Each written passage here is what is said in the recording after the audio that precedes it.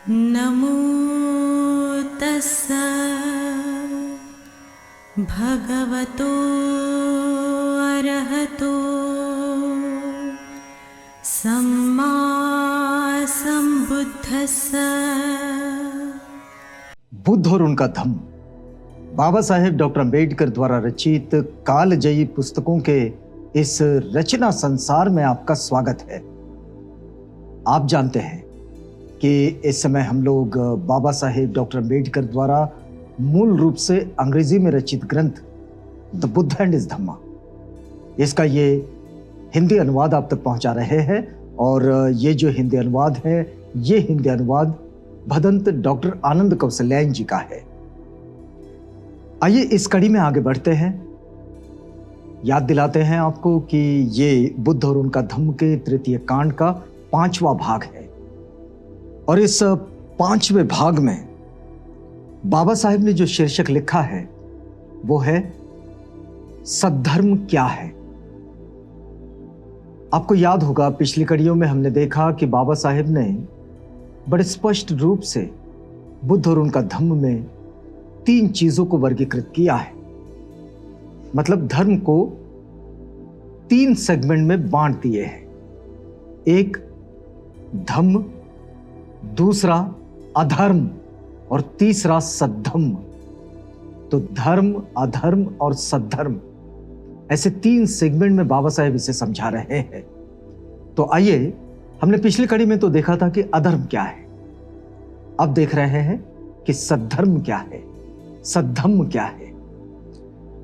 तो बाबा साहेब लिखते हैं, एक छोटा शीर्षक उसमें और भी नीचे लिखा है उन्होंने, सद्धर्म के कार्य।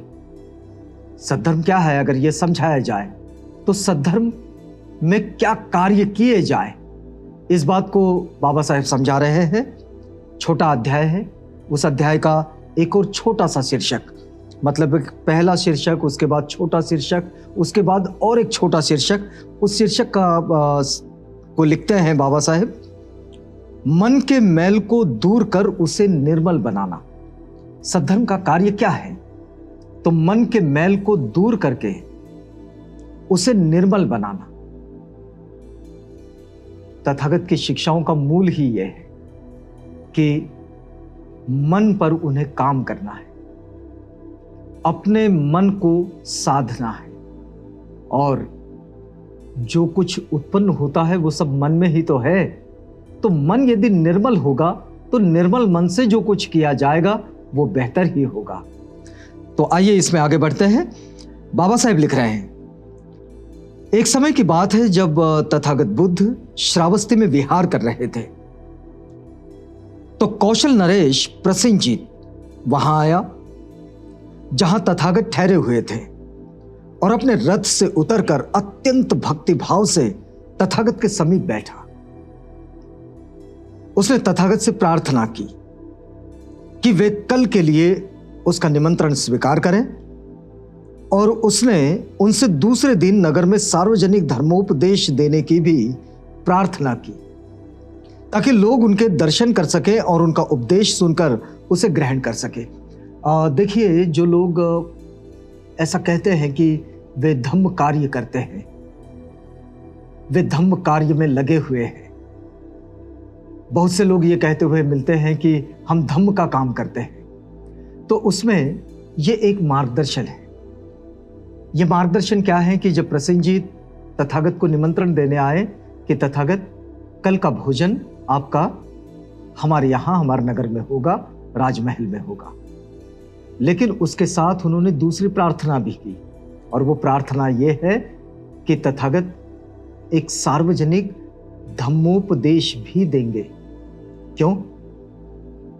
कि जब तथागत आ रहे हैं तो धम्मोपदेश दिए बगैर और उनसे वचन सुने बगैर उनके आने का कोई औचित्य नहीं है। तो धम्म कार्य का मतलब यह होता है कि भोजन यानी कि आहार, ये तो हमारी आवश्यकताओं का हिस्सा है, लेकिन इसके साथ जन शिक्षा ये सबसे महत्वपूर्ण बात है। और इसलिए राजा प्रसेनजीत ने नगरवासियों के लिए एक विशेष व्यवस्था की कि वे तथागत के वचनों को सुने, उनसे शिक्षा प्राप्त करें और अपने जीवन को बेहतर बनाने के लिए उसका इस्तेमाल करें। तो ये होता है धम्म का काम। यानी कि सिर्फ भोजन ग्रहण करने वाली बात नहीं है या फिर भोजन दान करने वाली बात नहीं है। भोजन दान और भोजन ग्रहण के साथ धम्म का दान और धम्म का आदान प्रदान, ये बात बड़ी महत्वपूर्ण है। बाबा साहेब आगे लिखते हैं कि तथागत बुद्ध ने प्रसन्नजीत का यह निमंत्रण स्वीकार किया और दूसरे दिन भिक्षु संघ सहित उन्होंने नगर में प्रवेश किया और नगर के चौरास्तों को पार कर वे वहां पहुंचे जहां उनके लिए वो स्थान पूर्व निश्चित था और वे वहां जाकर विराजमान हुए। पूरा प्रसंग बाबा साहेब ने बड़ा विस्तार से लिखे है। दूसरे दिन वे वहां गए और उस स्थान पर पहुंचे जहां वो स्थान निश्चित किया गया था तथागत के बैठने के लिए। भोजन के पश्चात राजा ने तथागत से प्रार्थना की कि वे उस खुली सभा में भाषण दे और उस समय उनका प्रवचन सुनने वाले बहुत थे। पूरे नगर को निमंत्रित किया गया था। सारे नगरवासी तथागत का वो प्रवचन सुनने, उनकी धम्म देशना सुनने, उनका वचन सुनने, यानी कि बुद्ध वचन से जुड़ने के लिए बहुत सारे लोग, सारे नगरवासी सामने बैठे हुए थे, वहां जुट गए थे एक जगह। उस समय उनके श्रोताओं में दो व्यापारी भी थे। एक ने सोचा, महाराज ने ये कितनी बड़ी बुद्धिमानी की बात की है कि इस प्रकार का सार्वजनिक धर्मोपदेश करवाया है। ये उपदेश कितने व्यापक है और ये उपदेश कितने गहरे हैं। जो सामने लोग बैठे थे उनमें दो व्यापारी थे। एक व्यापारी ने सोचा कि ये राजा ने कितना बेहतर काम किया है कि तथागत का उपदेश सब लोगों के लिए सुनने का ये अवसर प्रदान किया है। दूसरे व्यापारी ने सोचा, देखिए महाराज ने क्या मूर्खता की बात की है, इस प्रकार इस आदमी से यहां उपदेश दिलवा रहे हैं। दूसरा व्यापारी सोचता है कि क्या ये मूर्खता की बात लगा रखी है, ये कोई बात हुई कि इनसे यहां इस जगह पर उपदेश दिलवाए। जैसे कोई बछड़ा अपनी मां के पीछे पीछे चलता है उस गाड़ी से बंधा हुआ जिसे वह खींचती है, उसी प्रकार ये बुद्ध राजा से बंधा हुआ है। दोनों व्यापारी नगर से विदा हुए और एक सराय में पहुंचे जहां दोनों एक साथ ठहरे थे। उस दूसरे व्यापारी ने सोचा कि क्या ये सन्यासी, क्या ये तथागत ये राजा से बंधा हुआ है, जैसे कि बछड़ा अपनी मां से बंधा हुआ होता है। जैसे गाय अगर जा रही है, उसको लेकर चल रहे हैं किसी बैलगाड़ी के साथ, तो बछड़ा भी उसके पीछे पीछे पीछे पीछे हो लेता है। ये तथागत बिल्कुल राजा के साथ ऐसा ही बंधा हुआ है। अब इतना कमेंट करने के बाद, अपनी ऐसी प्रतिक्रिया देने के बाद,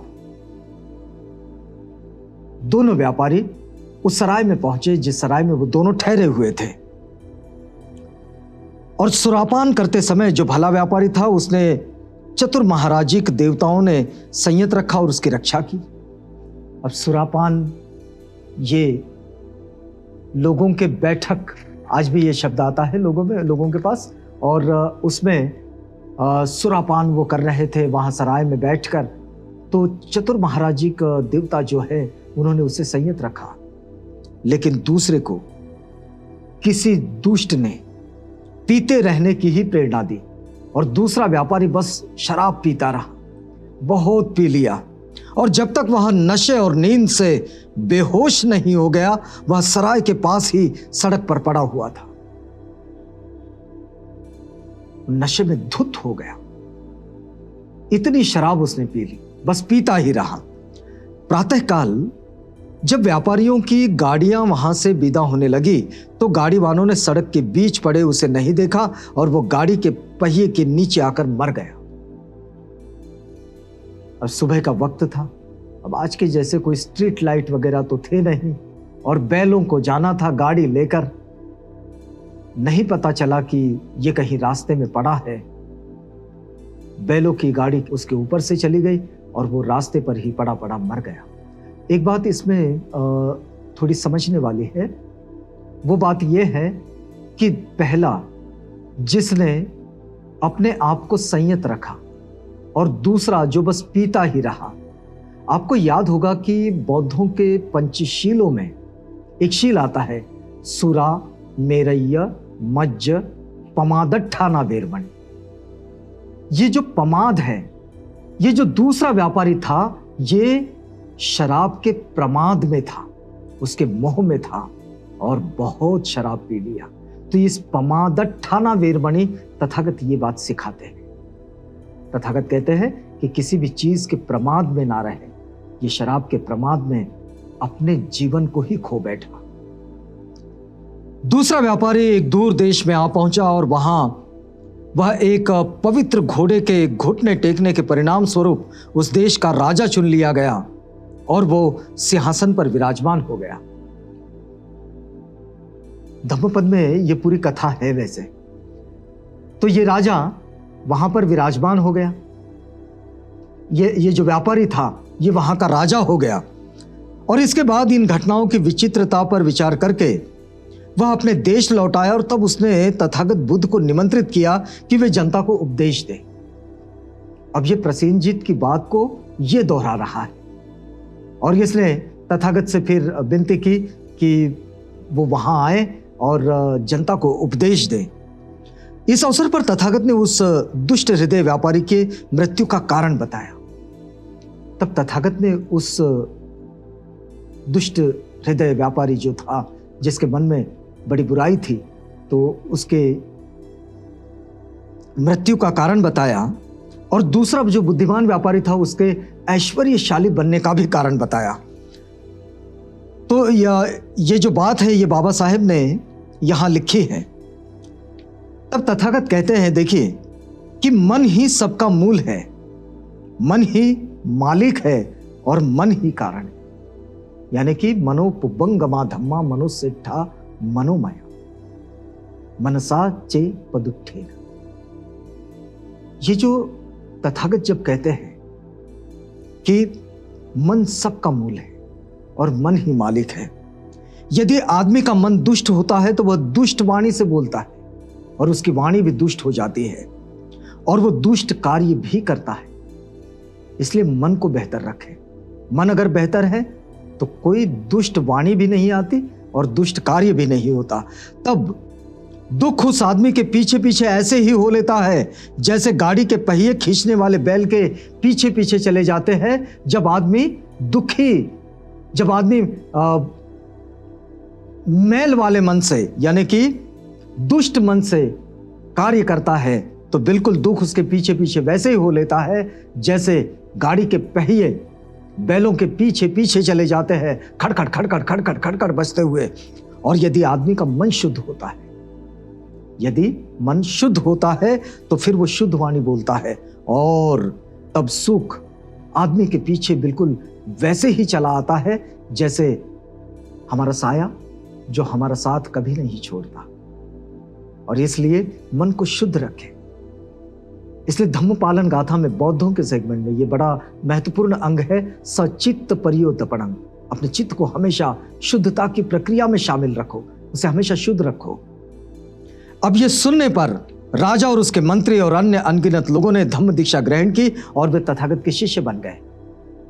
तो इस तरह से ये अध्याय, जो पहला अध्याय जो एक छोटे शीर्षक के साथ बाबा साहेब ने लिखे हैं कि मन के मैल को दूर करना, यही सद्धर्म है। तो इस सद्धर्म को हम समझें, जानें और इसे अपनाएं। बाबा साहेब ने इसका शीर्षक लिखा है सद्धर्म क्या है, मतलब सद्धर्म का कार्य क्या है, सद्धर्म में होना मतलब क्या करना है। तो ये क्या करने वाली बात है। तो यहां पर हम लोग रुकते हैं क्योंकि ये वक्त अब पूरा होता है। वादा करते हैं आपसे मिलेंगे अगली कड़ी में। तब तक के लिए हमें इजाजत दीजिएगा।